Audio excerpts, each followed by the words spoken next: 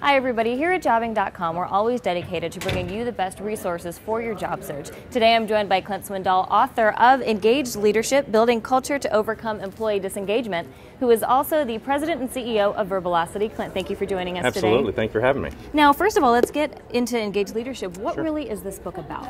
That book is about overcoming this main challenge of employee disengagement. As I looked around in my corporate environment, I realized that perhaps the biggest challenges that organizations had was dealing with that group of employees who just showed up to work every day.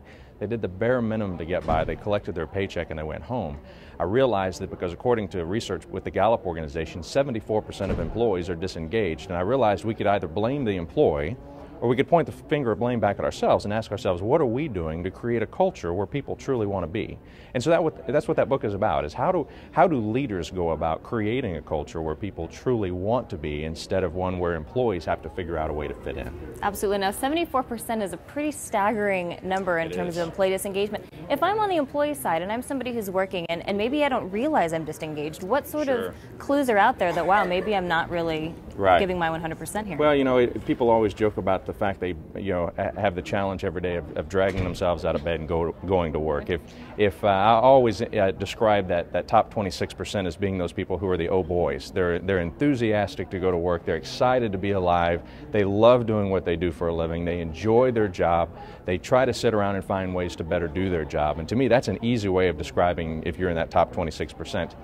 The middle group, which are disengaged employees, that makes up 55% of the organization, and those are the people who just get up every day. And I believe that if you wake up in the morning and you say to yourselves, I don't really want to go to work today, I don't really want to go face these challenges again, I believe you pretty well know you're a part of that middle 55%. Now the bottom 19% is actively disengaged, which means these people walk up and down the hallway recruiting new members.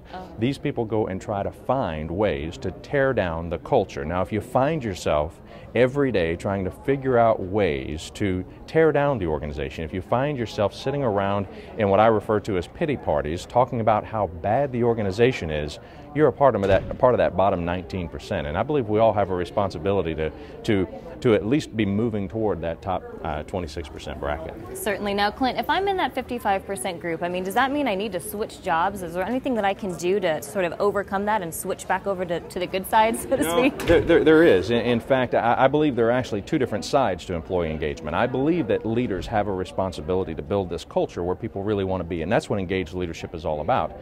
And it's about what do leaders do, but I also believe employees have a responsibility. Employees can't show up with their arms crossed every day saying, all right, leader, engage me, excite me, motivate me, do something to make me want to be here.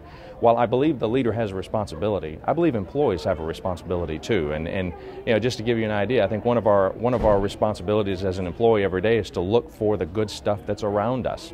In this economy today, it's easy to open up a newspaper or to listen to the news and look at all the bad stuff that's happening around us. There's no question that we have challenges, but as employees, we have a responsibility every day to look around and find the good stuff. It's there as long as we're willing to look. I also believe we have a responsibility to celebrate.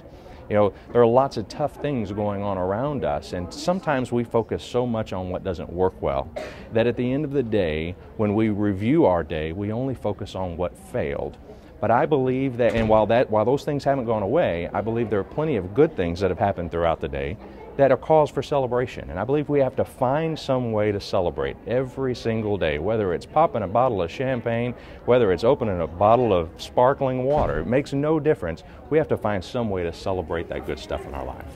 Perfect. Now, Clint, this is an excellent book. Where can I find this if I'm somebody who wants to order this today? Several different options. Number one, it is published by a major New York publisher, so it's available anywhere books are sold, Barnes & Noble, Borders, all the big bookstores. I can be found at Amazon.com, or you can go to our website, which is www.verbalocity.com, and there's a link there that will take you to Amazon where you can buy the book. Perfect. Clint, thank you so much. Absolutely. Thank you.